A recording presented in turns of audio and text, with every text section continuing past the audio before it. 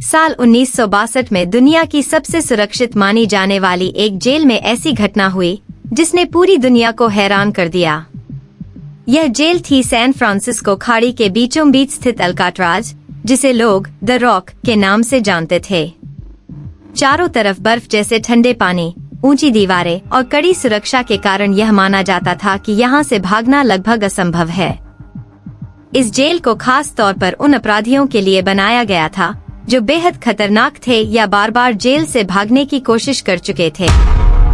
यहाँ अमेरिका के कई कुख्यात अपराधी रह चुके थे, जिनमें अल कैपोन और जॉर्ज मशीन गन केली जैसे नाम शामिल थे।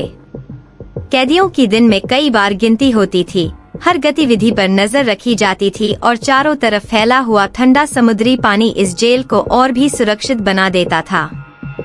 इसलिए दुनिया भर में यह विश्वास किया जाता था कि अल्काट्राज से भागना लगभग नामुमकिन है, लेकिन कुछ कैदी ऐसे थे जिन्होंने इस नामुमकिन काम को मुमकिन बनाने की ठान ली थी। जनवरी 1960 में एक नया कैदी इस जेल में लाया गया, जिसका नाम था फ्रैंक मॉरिस। वह अपनी तेज बुद्धि और चालाकी के लिए जाना जाता था और इससे पहले भी कई बार जेल से भागने की कोशिश कर चुका था। कुछ समय बाद दो भाई जॉन एंगलिन और क्लेरेंस एंगलिन को भी इसी जेल में भेजा गया। ये तीनों पहले से एक दूसरे को जानते थे और जब इन्हें पास पास की कोठरियों में रखा गया तो उन्होंने धीरे धीरे एक ऐसी योजना बनानी शुरू कर दी जो आगे चलकर इतिहास की सबसे रहस्यमयी जेल भागने की घटना बनने वाली थी। उनकी मदद करने के लिए एक और कैदी एलन वेस्ट भी इस योजना में शामिल हो गया। इन चारों ने मिलकर एक ऐसी योजना बनाई जिसमें धैर्य, चालाकी और महीनों की मेहनत शामिल थी। इन कैदियों ने लगभग 6 महीनों तक अपनी योजना पर चुपचाप काम किया।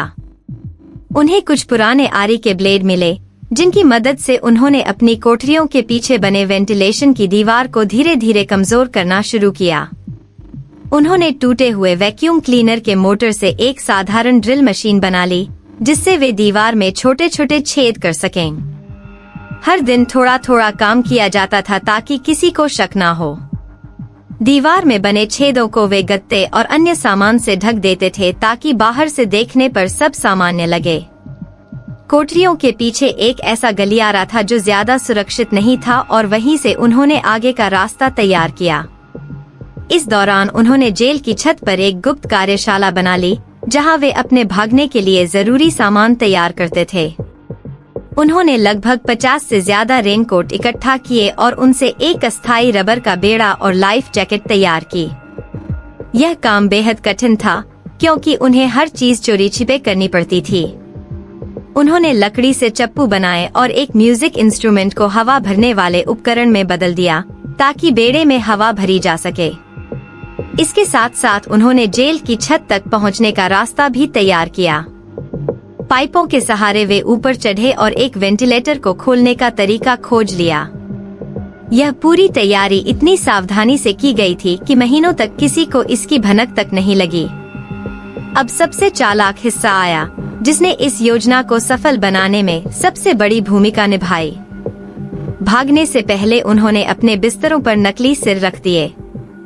ये नकली सिर प्लास्टर, मांस के रंग के पेंट और असली इंसानी बालों से बनाए गए थे ताकि देखने पर ऐसा लगे कि कैदी सो रहे हैं।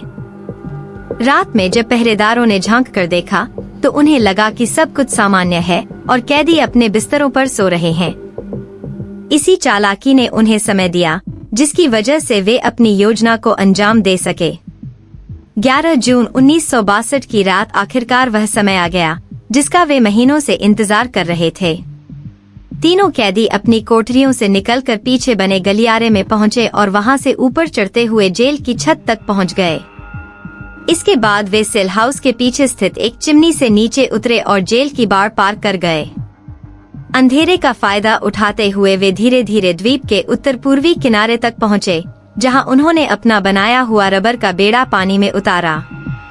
उस रात समुद्र का पानी बेहद ठंडा था और धाराएं तेज थीं, लेकिन फिर भी उन्होंने जोखिम उठाया और अंधेरे में समुद्र की ओर बढ़ गए। इसके बाद वे कभी दिखाई नहीं दिए। 12 जून 1962 की सुबह जब जेल में नियमित गिनती हुई तो पहरेदारों को कुछ अजीब लगा। जॉन एंगलिन, क्लेरेंस एंगलिन और फ्रैंक मॉरिस अपने बिस्तरों पर नहीं थे। जब पहरेदारों ने ध्यान से देखा तो उन्हें पता चला कि बिस्तरों पर रखे सिर असली नहीं बल्कि नकली थे। तुरंत अलार्म बजा दिया गया और पूरे जेल को बंद कर दिया गया। बड़े पैमाने पर तलाशी अभियान शुरू हुआ और मामला तुरंत FBI तक पहुंचा। पूरे इलाके में खोज शुरू हुई और पानी में कई चीजें बरामद की गईं, जिनमें एक लाइफ जैकेट, रबर के टुकड़े और लकड़ी के चप्पू शामिल थे। इसके अलावा कुछ सीलबंद पत्र भी मिले जो इस योजना से जुड़े होने का संकेत दे रहे थे। FBI ने देश भर में जांच शुरू की और कैदियों के परिवारों से पूछताछ की। नाव चालकों से संपर्क किया गया और पूरे समुद्री क्षेत्र में मलबे की तलाश की गई। एक कैदी एलन वेस्ट, जो समय पर अपनी कोठरी से बाहर नहीं निकल पाया था, उसने जांच में मदद की और पूरी योजना के बारे में महत्वपूर्ण जानकारी दी। उसकी जानकारी से अधिकारियों को यह समझने में मदद मिली कि यह भागने की योजना कितनी सावधानी से बनाई गई थी और कितने महीनों तक इस पर काम किया गया था। समय बीतता गया, लेकिन तीनों कैदियों का कोई पता नहीं चला। सबसे बड़ा सवाल यही था कि क्या वे समुद्र पार करके सुरक्षित जमीन तक पहुंच पाए थे या फिर तेज धाराओं और ठंडे पानी ने उन्हें रास्ते में ही खत्म कर दिया था। FBI का मानना था कि इतनी ठंडी और खतरनाक परिस्थितियों में जीवित बच पाना बेहद मुश्किल था। इसके अलावा जमीन पर किसी कार या कपड़ों की चोरी का कोई रिकॉर्ड नहीं मिला, जिससे यह साबित हो सके कि वे सुरक्षित किनारे तक पहुंचे थे।